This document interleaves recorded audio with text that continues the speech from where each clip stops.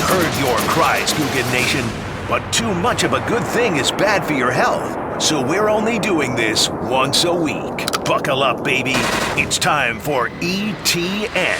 Brought to you by Lloyd's Construction and Consulting, providing first-class construction services on 1010XL.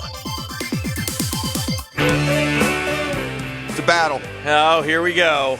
Dan, when I was living on the Enchanted Isle of Puerto Rico, Yes.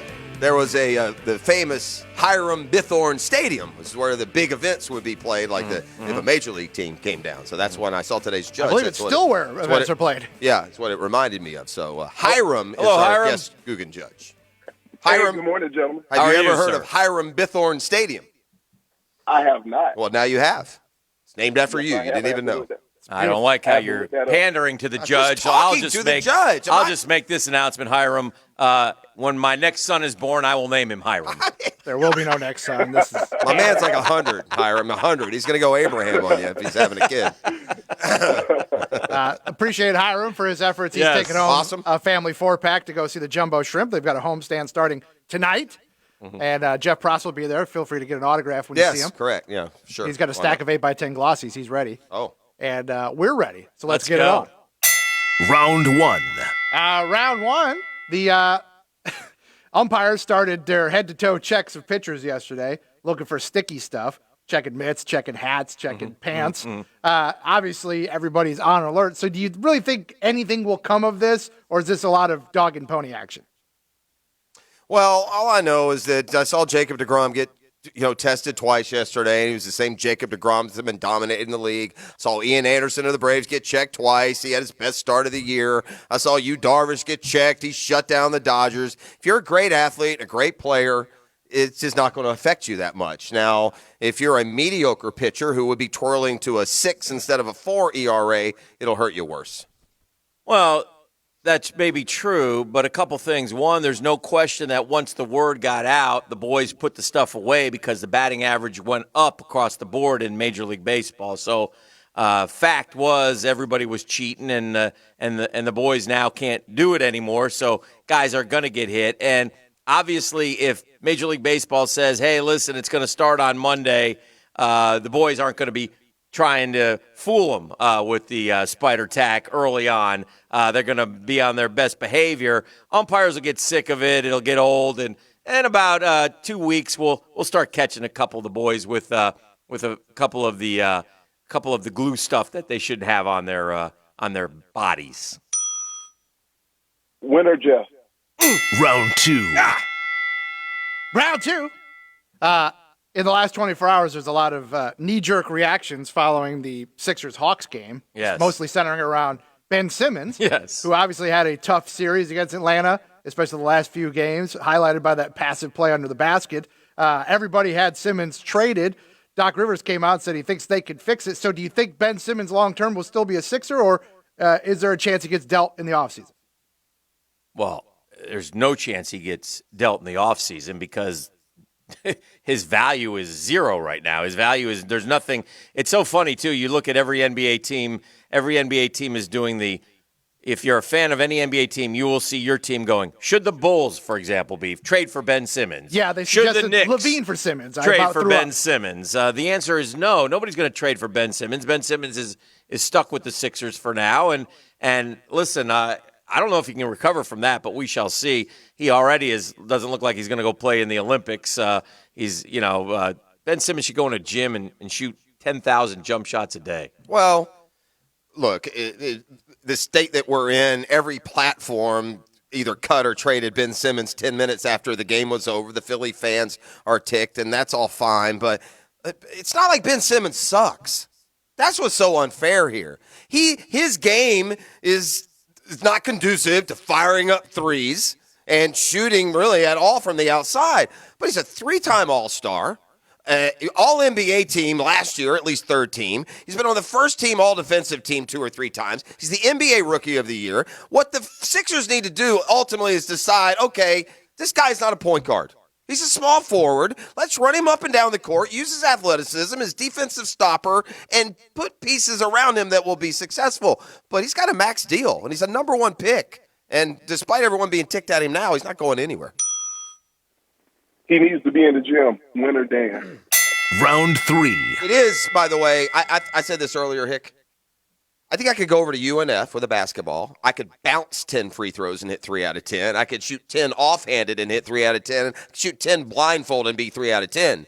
That is undeniably unacceptable. Yeah.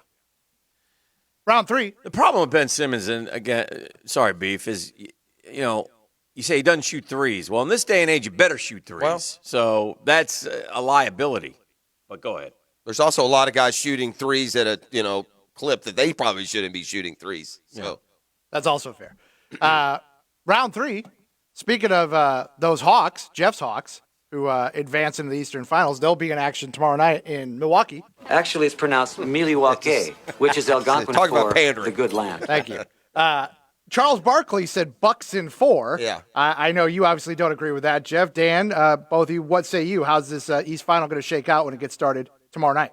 Well, definitely. Well, the Bucks will win 4, but it won't be Bucks in 4. And Barkley, by the way, is guaranteed blowout. Like 3 games in a row was the Sixers over the Hawks. So Charles's street cred right now on the Atlanta Hawks isn't real good. The Hawks will play with the Bucks. They've got matchup issues that didn't exist in the Sixers series. And Milwaukee is also a better defensive team with a bigger, quicker guard that can stay on Trae Young. I mean, Drew Holiday's a top-flight point guard defender. So it's tough. They're the underdog for a reason, but they'll win a couple of games.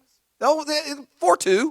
4-2 probably. I did it a week ago. I'm not going to do I it don't this care. week. It just frustrates me that Trying you to answer the question. won't, here's your Atlanta Hawks in the Eastern Conference Finals, and you just, write them off like you Oh, wrote yeah, them they're off gonna against sweep the them. Sixers. Yay, go No, Hawks. I It's just like like, you to you know, bow every up team. and- Your team's gonna win it Is this all. my time? Is this my time? Yeah, you talking I mean, mine. Robert's Rules of Order. You're talking I mean, mine what's all the Here time. he goes again. He just won't stop. All the time. He will not shut up. He does it every time.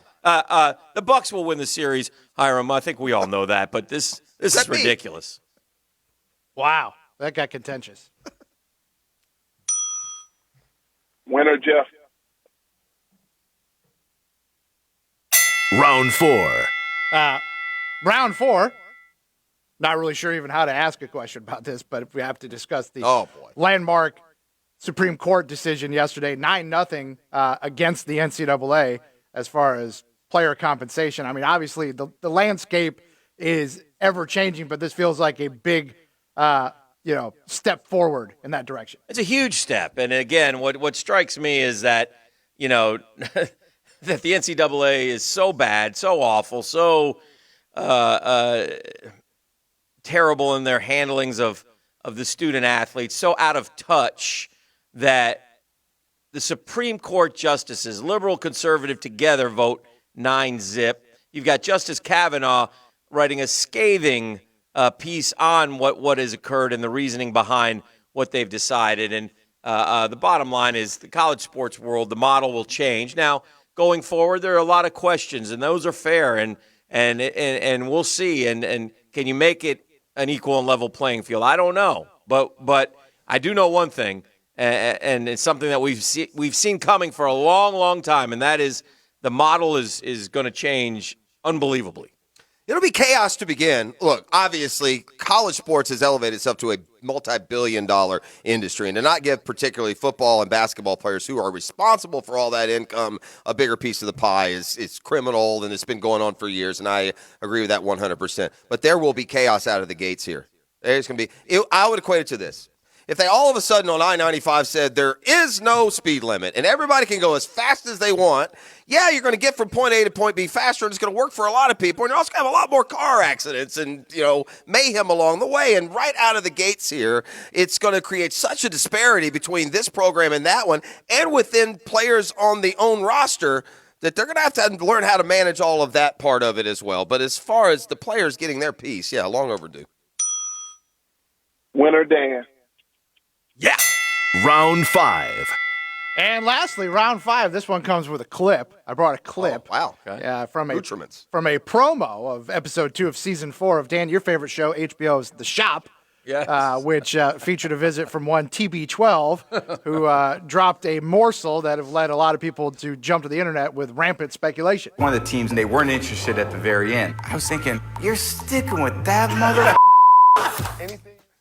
Well, you cut it off because then he said, yeah, I've always hated Jimmy Garoppolo. I never liked that guy. I mean, that's the speculation. Is he talking about San Francisco and Jimmy G? Well, just keep finishing the clip. He goes on to say right after that, yeah, that Jimmy Garoppolo, he was a pain in my butt in New England. You know, that guy actually thought he should have started over me in New England. I can't believe Bill Belichick even liked that blankety blanker either. So, yeah, hey, 49ers, nice job choosing Jimmy Garoppolo over yours truly, or you too can have another championship. What's the question, Beef? I mean, the speculation is that he's talking about the 49ers and Jimmy Garoppolo. Mm-hmm. Do you agree that that's who he's talking about? And is that, are you okay with Brady going out like that with the receipts?